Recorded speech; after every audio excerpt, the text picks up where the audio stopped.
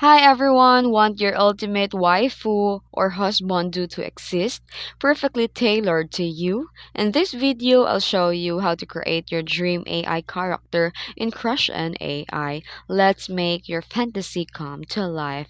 Let's get started. First, head to your create character on the homepage and then give your name, your personal and cute, powerful, and more. And then here you can customize the appearance and personality. This is where the magic happens. Add a profile picture or character art, like for example, anime, realistic, whatever you love. And then here you can also put descriptions. Write a vivid personality. She's a maid with a soft side and more. You can also use keywords like affectionate, dominant, clingy, funny, and more. And then tags the guide with how your waifu or husband acts in chat.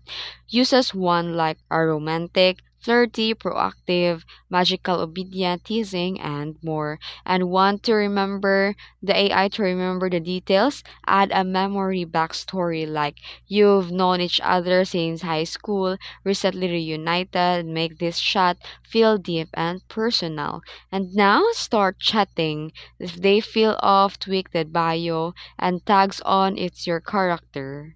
Update them until they match your ideal type.